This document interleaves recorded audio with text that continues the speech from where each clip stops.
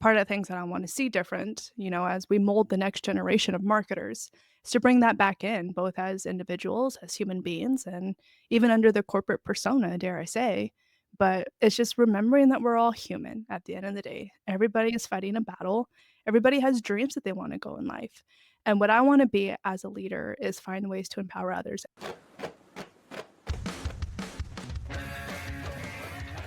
Oh yes, this is the Hardcore Marketing Show. I'm Casey Cheshire, your host for this epic journey. Today's show is sponsored by Ringmaster, on a mission to launch B2B podcasts that create relationships, generate revenue, and drive growth. Ringmasterlive.com. Bam.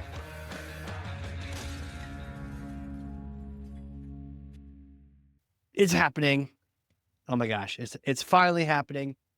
The schedules have aligned like stars in the sky, and you are about to have a podcast episode from the heavens because my guest today is going to school us up, and I'm excited to learn from her and have some great conversations. She is a marketing leader, an entrepreneur, an advisor, a campaign architect, and I'd even say a campaign enabler, because she's used the experience from being in-house demand gen, head of demand gen in multiple places, and has elevated over 17 companies using these campaign strategies, actually getting the results happening. So she's going to roll her sleeves with us today. She is constantly speaking industry, thought leadership. Like, she's over 22 appearances in different places. So if you've seen the name before, you know what I'm talking about. Host of the top-ranked Demand Gen Made Simple podcast, founder and chief strategist of Elevate Growth, Janelle Amos. Welcome to the show. Hi, thank you so much for having me. And wow, what an introduction. I feel like I'm almost undeserving, but I appreciate all the kind words. I just need you to stop doing anything else, because that's how much longer can the intro go without just making the show your introduction? We'll just make the whole hour long, all the amazing things. So I'm going to pass you this hammer. It's heavy for me, but I know you work out. Okay, here you go. Want to grab that? You got it? Okay. Whoa, one-handed grab of Thor's hammer. Ladies and gentlemen, that is a strong person right there. Strong marketer. Take Thor's hammer, smash for me some kind of marketing myth, bogus strategy, misconception. Set the record straight once and for all. SAOs get applause, revenue gets results. Ooh, applause versus the results. What's going on here? Break it down. This is the debate on what marketing should be accountable for when it comes to a KPI. Yes. Some KPIs, this is a common debate on LinkedIn. You're probably aware the MQL is dead. MQL is not the North Star. Revenue should be. Well, I feel like to twofold that, SAOs, sales accepted opportunities, is kind of the next trend that I've been seeing with some clients, where they think it's an opportunity level to where marketing can then, quote unquote, be accountable to opportunity dollars. But it's not what we need to get the results from a revenue standpoint. And the reason for that goes back to whatever KPI you give your team is what they're going to hit. It was the same challenge we were seeing with the MQL model. Marketing teams were hitting the MQL numbers, blowing their numbers out the park, and then wondering why no revenue gets associated with it. I'm seeing that new trend as well for SAOs. Marketing's blowing the SAOs out of the water, and then when we pull the numbers from the revenue standpoint, crickets. So let's not do it for applause. Let's not do it for the vanity. Let's do it to actually drive business impact. Damn, I feel like in the first minute, you literally have dropped the nugget of wisdom. We literally have the soundbite to promote the show. I think we're done here. I think we no, tell me more. Okay, so we're obsessed with this interstitial metric, this SAO obsession. What's going on here? Where does this come from? It's like they moved from MQL to one step over. Now they're obsessing over that instead of revenue. Where does this come from? Honestly, I think there's a little bit of good reasoning behind it, dare I say that. And the reason for that is I've had conversations with CFOs one-on-one in a virtual Zoom room, and candidly, sometimes have gotten myself chewed out on it. But I do that to gain the understanding and to build business cases on what we should or should not be doing. And the business cases that I've been hearing on why marketing should be held accountable to the SAOs is because marketing can't own the entire funnel, which is true. Sales is involved in the process, right? And their reasoning is because marketing can't 100% control it. So let's give them a KPI they can 100% control. I don't, hate that terminology or that reasoning. I think there's some validity behind it, but somehow we're still missing the North Star metric for marketing and sales working together to get revenue. And that's why I think that marketing teams should be held accountable to revenue. And the discussion I was having with the CFO was that we have micro KPIs leading to that. SAOs are a micro KPI, they are an indicator, same as the argument I've had for years about the MQL. It's an indicator, it's not our North Star. The North Star needs to be both teams collectively working towards a revenue number. And that's why I think it's a myth that I would like to debunk on this episode is that just because it's a KPI, I don't think it is the KPI. It's interesting too when I think about the sales accepted lead. It's not even that straightforward because it requires sales to accept it. What kind of conditions and criteria do you typically see from that? I mean, do they have to have a fully vetted? Do they have to create an opportunity for that to happen? What are you seeing for SAO? Yes, actually, there are multiple stages when it comes to opportunity. So we have stage one, stage two, stage three, stage four. Most of the time, stage one is some sort of like disco, some sort of discovery, or for lack of better terminology, sometimes it's BANT. It's some sort of, yes, they're qualified, but now we need to do further qualification to ensure that they're actually going to buy from us. It's more of like a probability method, less about whether they're qualified. However, in my mind, I still think that marketing should care about a qualified individual closing with the business. And the reason why the umbrella stops between marketing and sales is because of marketing dollars. A lot of CMOs don't want to spend dollars into sales's territory. They want to focus on driving the net new pipeline, which for me, again, is what we're debunking here on the podcast. But what I see is that even though it's a stage one opportunity, it's getting stalled or it's falling off entirely before they get to stage two. And stage two is where the sales leaders are qualifying it as qualified pipeline. This is where they do their forecasting. So they don't care about stage ones, they only care about stage twos. Jeez. So if we're not caring about stage ones, why are we holding ourselves accountable to that? Okay, so interesting. So you're saying marketing gets the credit after stage one, but sales leaders could give a crap about it. They really want to see the stage two. So even there's like a disconnect. So marketing gets the credit once it's turned into an opportunity. So opportunity is stage one and stage two. So at the point that it hits stage one, it's like, yes, this is the qualification, almost like an MQL, if you will, but instead of from a lead, from an opportunity standpoint. But this essentially is just a filter that the sales leader puts in place between stage one and stage two to wean out anybody who may or may not be considered a qualified pipeline, which for me, as marketers, I would want my leads or accounts to be getting into qualified pipeline. I want to be seeing that end of the results. And that's why I think that marketing should be accountable for the rest of the funnel. Well, tell me though, like, I guess if marketing is like, yeah, but we queued you up, why, what's missing when you call it short at just SAO versus going all the way to revenue? I feel like part of it is a question that marketing teams should be asking their sales team and what marketing leaders should be asking sales leaders. Part of it may be maybe the team doesn't have an actual sales process. Maybe that's the bottleneck. Maybe we don't have enough salespeople to be handling the inbound requests. Maybe things are just never getting followed up on. Maybe there is a lack of content that needs to be created. Maybe there's a number one objection or some sort of like critical point that somebody has to have before they are ready to purchase or even talk about purchasing with us. If any of those things don't exist, that could prohibit somebody from moving from one to the next. But those are all things that marketing could, I would argue, control. If it's a piece of content, if it's a conversation, if it's a sales process, if it's sales, I wouldn't say sales process, sorry, sales enablement. But those are conversations that marketing leaders and sales leaders need to be having, and we need to work in conjunction to solve the problem. But every problem of why they would or would not be accepted between one or the other would vary by organization, but I prompt the exact same question, "Why?" Yeah. And I mean, I get it. Like if you were being a territorial person, which we just really don't have time for these days, you were saying, well, look, I can absolutely control all the way up to this point. It's on you, sales. Look, if you can't close these guys, it's on you. You're bad. You should get fired. I did my job and the company still fails. But what you're saying is like, hey, cover the whole thing.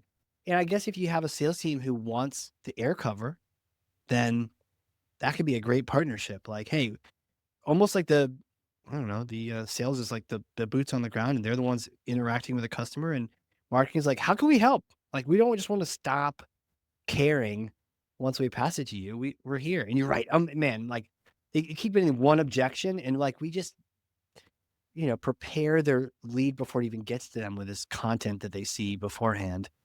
And they never have to deal with it again. Like we could totally help with that. Yeah, it really all depends, but we just gotta be prompting the question, "Why?" and be there to help, and then do what you say you're gonna do. Yeah. Okay. I'm down. Did I convince you? Yeah. Well, I mean, I think I started half convinced or mostly convinced anyways, but I'm like trying to argue against it, but I mean, how would you argue against this? Like how would you argue against the point you just made, if anything? It goes back to the same conversation that I mentioned earlier, is marketing can't 100% control it, which I understand. Like, marketing can't guarantee the outcome, and I'm not saying that marketing should. All I'm saying is that teams need to be working collectively and just asking the question, what's working, what's not working. The same issue that was running with MQLs about it's a quality issue where we're doing volume instead of quality. I'm seeing that the same thing for opportunities is we're just piping in to hit our SAO numbers, but that's it, and it's a lot harder to move from, like, a lead to an actual opportunity, but depending on some of the processes, it might actually be quite easy. So, just prompt the question, "What does your process look like? How can we determine how the teams are gonna work collectively together?" Because there's tons of things that marketing could do as air cover, as sales enablement, as content creation for objections, pricing conversations to set the stage ahead of time, or even enable some of the PDF documents that get sent or some of the URLs that get sent in the specific outreaches from the sales team as they're actually actively working to close that deal. There's tons that marketing can do in support of that, but I find that too many marketing teams don't care. Yeah. Why not? For exactly what you just said, not my job. Unfortunately, that is the same, like, time and time again answer. It's not my job. Not my job. And that's the same for marketing teams. If you wanna ask, "What's going on with this channel?" "Oh, well, that's such and such." "Okay, well, can you tell me about what's happening over here?" "Oh, well, that's such and such." And they're naming different team members in the marketing team because it's their job. And I'm like, "Well, wait, like, can anybody tell me what this is?" "Oh, no, you really need to talk to somebody else." How do you guys like, this is our own department here, you know? And now, I mean, imagine that if we expand that into other departments, and we haven't even talked about customer success or product or anything else about how getting that go-to-market to talk in unison. This is strictly the relationship between marketing and sales right now. So you can imagine if we've got one tree branch that's rotten, it's just a matter of time till the rest of the tree either breaks away from it or continues to get the water sucked out of it as well and dies. That's a very morbid Yeah, analogy, it just came to me. it is. We'll call this the morbid episode of the podcast. No, Yeah. don't, I swear. I'm actually quite a cheerful fellow. Normally, when things are aligned, but yeah, what happens is, hey, I mean, but like that's what happens. Everything dries up, and your company dies if you focus on the wrong thing. I loved what you said earlier about, you know, whatever KPI or especially whatever goal you give your people, like that. That's what they'll obsess over, and that's what they will hit or die trying. And if it's the wrong one, then cool. I mean, you can't eat SAOs. You know, you can't feed your family with a bunch of SAOs. They have to convert. They have to buy. Crazy. I feel like if we just have the right goal, like everything just at least we know what we're doing or we know where we need to go. So many people just don't do that. Do you see a lot of people even just like old school, like going for the lead? Just I need leads. Yes. I think that's definitely still a model. A thing. Yes. Yeah, it's like people doing SEO based on how you did it in like 1990, you know? Well, I don't know if that's any worse than doing SEO based on requests. I guess pick your poison. That's true. Yeah, either way, it's bad. That's so wild. Well, like, question for you is like, where do you like to learn? Where do you get your input from? Honestly, there are a couple of podcasts that I like to learn from, but the majority of, I guess, I wanna say what has made me successful as a consulting individual, but that I like to keep in my back pocket, I guess, is a lack of better terms, is to build an ecosystem of partners. So I have other individuals who I dare call my friends, and I have them that are complementary to me. So I have, somebody in RevOps, I have somebody in content, I have somebody in technology and implementations and systems, and when I get a Podcast. question either for yeah, exactly, see, podcast yourself. Let's go. Yeah.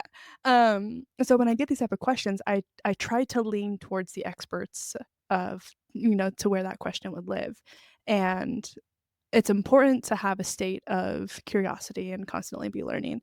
And I try to share that same mentality with my clients. And I say, I don't know the answer, but I'm confident I know somebody who does.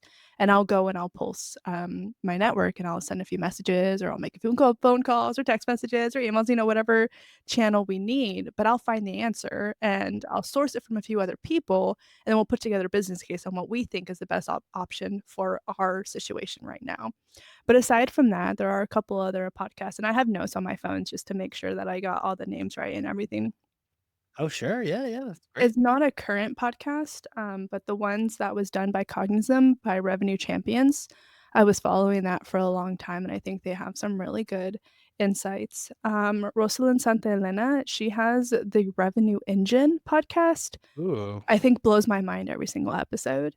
And then just as a consultant side of things, because I am a one-woman shop, I do like to have podcasts on making sure I've never done this before, running my own business. So I always need to challenge myself to make sure that I'm not just blindsided on my own opinions or feelings. So there's another one, it's called Growing Your Independent Consulting Business. It's by Melissa Lieberman. A couple other ones getting into some personal side of things is there's an Empowered Wife podcast. I always like to be the best wife. And then second to that, I also like to be the best parent. And so there's another one that's called Calm Parenting. And those are some of the places that I go. I mean, there's probably more that I listen to or, check or something, but I think those are the ones that came top of mind when I was thinking about this episode. Yeah, and like recommendations like that, that's how we learn about new things and get exposed to it. It's my favorite one of my favorite questions on the show is just that because you'll often get me right after the show adding these kind of things to my phone or just recently I insta bought something on Audible, and yeah, that's how we learn and like share those kind of things with each other. It's super cool. Next question I have for you. The future. What are you excited about? What's coming about around the bend that you're stoked about? I think it's the evolution of AI, honestly. I think there's still a lot of hesitations, a lot of confusions, but I think it poses very optimistic opportunities for marketers because that's, my area of expertise. But in general, for go to market and for, B2B SaaS companies, I think in the next 5 years, we're really going to see a lot of positive evolution when it comes to AI. I love that. Do you have a favorite AI tool or prompt or like use case? What's your like what really crushes it, you think? My favorite go-to playbook right now, and I'm no means compensated on commission or nothing, whatever. This is literally won my heart, has been qualified. So they were initially known as a chatbot. They've expanded their features so much, right? Shout out to Sean. And my favorite playbook has been finding a way to tag your target accounts integrated from Salesforce into Qualified. And what we can do is then tie in our buying committee contacts and see when these contacts are actually on the website and trigger playbooks based on what we know about them, what we want them to see, and white glove their services. We can trigger notifications to the sales team to pounce if it's like a tier 1, top 10, you name it. The opportunity to integrate with the website data has blown my mind, and candidly, I've repeated this playbook for a couple clients, and it's been a winning strategy, and I'm such a fangirl right now, and even to one of my active clients, they're on HubSpot chat right now, and they're wanting to just grow, and I was like, y'all need qualified. Y'all need That's qualified, so it. And the wrong app. Damn. Yeah, like because they're on it now and serving them the thing when they're rather than trying to interrupt their inbox or like harass them with a phone call, like, no, the best time is when they're on it, right? And so I love the idea of serving them up in particular things you want them to see or just being very available. well, what I think is even further than that, there's this big conversation of intent. What is intent, right? So you get providers like G2, and Yeah. by all means, like I'm CRM provider agnostic. Like, please, like I have no favorites, no commission, no nothing. I'm just talking based on experience with a lot of these different platforms. So you have individuals like G2 Crowd who they do intent. You have, other departments like Tech Target who do intent. So we have different components. We have G2 Crowd where they label it as intent. But what you need is to visit a G2 page in order for them to label that as intent, whether they're aware of your G2 page. Then you have Tech Target, who they have their own like IP network, and you need somebody to visit one of the pages on their network. The difference that I see from all of these when we look at qualified is taking your actual website data, your first party intent data. For me, I would care more about that and level of prioritization. And fun fact, I've layered in all these different systems. So I've worked with multiple layers of intent and how we do that. But I would prioritize website first data and what you can do is you can see when they're on the pricing page. You can see when they're on the demo page, and we can trigger automated emails. And honestly, HubSpot does this. If you go to a HubSpot page and they'll send you an email, hey, I saw you were on our pricing page. Did anything I can help you do? If we clone that same playbook, we can do those same with the type of capabilities with like qualified target accounts, buying communities. We can be very strategic with who we want to see that, what we want to give to them. And so that has been my favorite playbook so far. Okay, man, I love that. I love that. Yeah, shout out to Sean, all the crew over there. I'd love to hear that it's still growing. I mean, it was like years ago when I first experienced that. I just love that they put it out there. Like we're doing this for Pardot. I'm sure they've added other things since, but they're like, no, we're kind of planting our flag, and we're gonna get close and personal with this CRM, with this marketing automation tool. And it takes some courage to do that because it kind of temporarily eliminates you from everywhere else, but it also tells all those particular people that it's worth doing. They were actually a sponsor of this show like a billion years ago. Really? Yeah, yeah. So it'll be cool. I'll have to catch up with those guys. It's fun. They're doing some good work right now. They want my heart. And to be fair, they should pay you. You should be like their sponsored spokesperson. Everyone says that. I like my voice to mean something, and I don't like to Yeah. be necessarily compensated for saying things that I like. I just like to do good to the world and good would come to me. So, not opposed, qualified, not opposed, but Hey, here all day. I'm not just gonna sell somebody something just, because I wanna make the income out of it. Right, right. Yeah, crazy. Well, really, my next question is like, who are you? How do you know all these things? Can you take me back in time to like little Janelle days? What was it like growing up? Did you know you're gonna be like bossing all these people around, telling them what's up with their marketing, getting their heads screwed on straight when they're looking at the wrong freaking KPIs? Like, did you know this was your future? What was it like? I don't feel like I knew it, but anybody who knew little me would because they would always say I was bossy or I was very authoritative. I always knew what I wanted. Very much like if I said I was gonna do it, I was gonna do it, and you better not send in my way mentality. I don't really know too much about little Janelle, to be honest with you, about it molding into a marketing career. I feel like I wanted to be a vet as a kid, like, just such a heart for animals, has no relation to marketing at all, but what I will say that I think really helped from a leadership standpoint and crafting a personality has been sports. I played volleyball, I played basketball, I was in gymnastics, you name it, I picked up softball, whatever. My flagship sports were volleyball and basketball. And ever since 7th grade, um, growing up, I was all playing, but 7th grade was really the milestone. My middle school was 7th and 8th grade, and 7th grade had, A1 and A2, and 8th grade had A1 and A2. And essentially, A1 was varsity, A2 was, uh, JV. And so you had varsity and JV for 7th graders, you had varsity and JV for 8th graders. So as a 7th grader, my goal was that I wanted to be varsity on the 8th grade team. I was fortunate to have parents who also believed in my goal and were putting me in summer camps and was helping me get some coaches and do the training. I was practicing like hell in the backgrounds. We had hoops in our driveway. Um, but being able to set a goal and work towards it, and I did. I achieved that from 7th grade. I was playing 8th grade varsity level. And so going into high school, what I wanted to do was make varsity as a freshman. And I did that for both basketball and volleyball. And then when I came to junior year, I wanted to be captain. And I did that for both basketball and volleyball. Dang. And the beauty of that, of being captain and working for a goal, is that you're able to understand how to make teams work together, how to empower others, how to speak to others in their languages, how to get everybody working in harmony, understand individual skill sets, be a playmaker. I was point guard for basketball. So a lot of what I had to do was not the credit. It was to understand who had the best credit and to give them the ball at the right time. And same thing for volleyball. I played setter position. So the spiker normally gets the credit because they do that crushing over the net. Whoa, but the Yeah. setter is the one that sets them up. And I feel like that's kind of the same model, if you will, translating into marketing. Because marketing sets the stage for who we're gonna be going after, the messaging, hands it off over to sales, and then sales crushes it, right?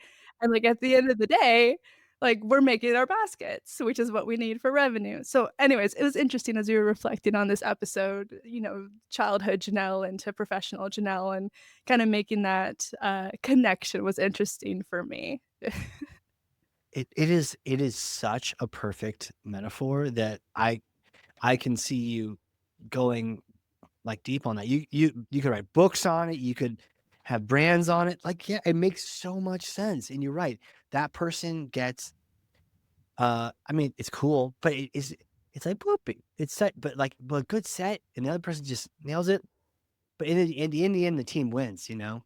And I think what I really like is I've seen this in a lot of volleyball games that I've watched, is that almost every point, they're all coming together, giving each other like a 5 or sort of a group hand in, and then they're going back out to their position every point, and it's like, cool. That's like if only our sales and marketing could do that, you know? That's the dream.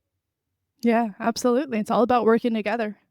Yeah, love that. Okay, so now you're working with these companies, straighten things out, helping them connect all the dots. Who are your ideal clients? If anyone's listening, who should be working with you? My sweet spot is B2B SaaS companies who are in series funding anywhere between A to C and usually have employee sizes about 51 to 200. That is one of the most well-stated ICPs I've ever heard of. It only took me 3 years to iterate on, so no big deal. Could you say it one more time? Because that even sounded like a class on how to do. Yeah. Could you do that again? My ICP is B2B SaaS companies with series funding anywhere between A to C with employee sizes of about 51 to 200. Okay.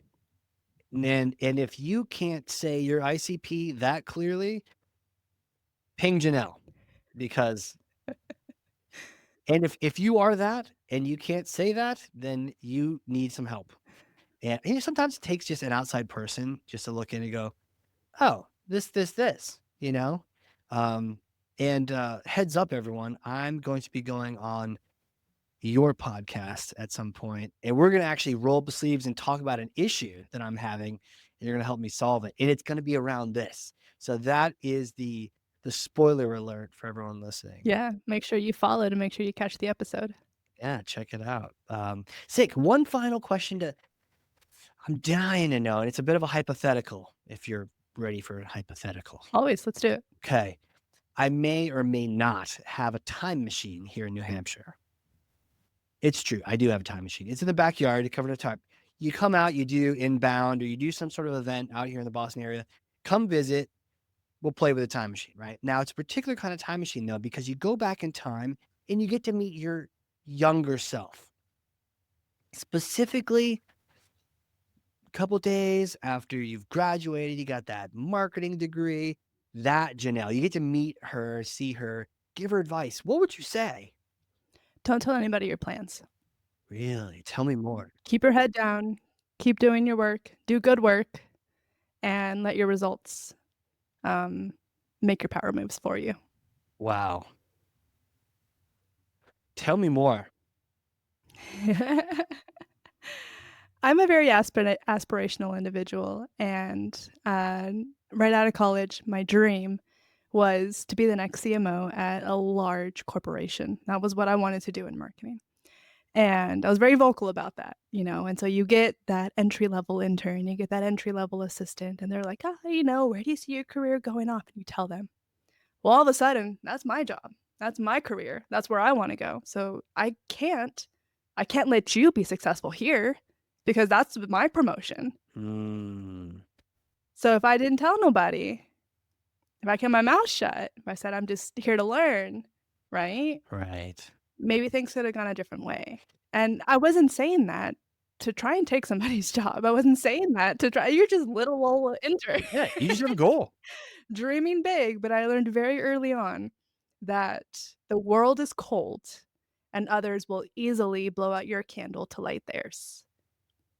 And for that reason, I have also made it my motto to try and be a candle in a dark world. Wow. To be a candle.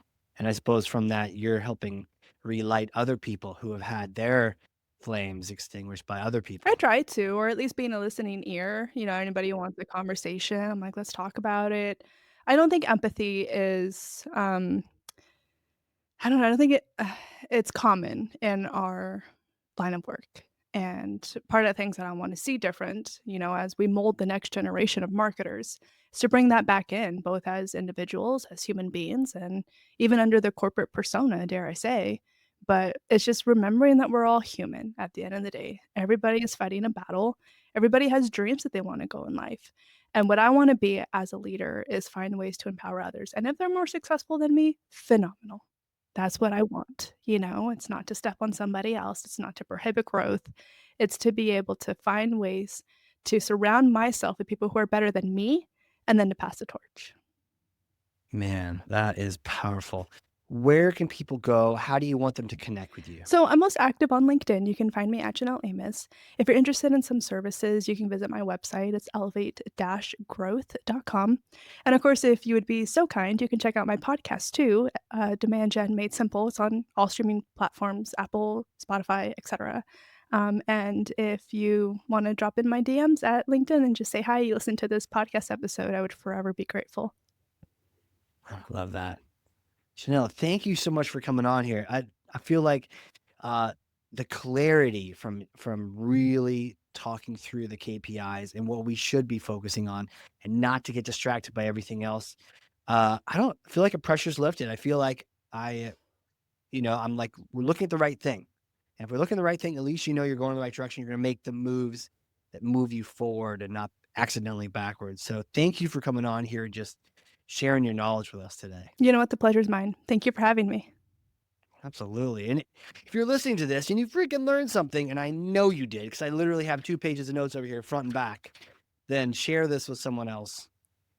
Man, the playbook, all the things, right? Just be careful of your KPIs. People, Janelle, thank you again for being here. Thank you. All right, everyone. This has been a crazy cool episode of the Hardcore Marketing Show. We will catch you all next time.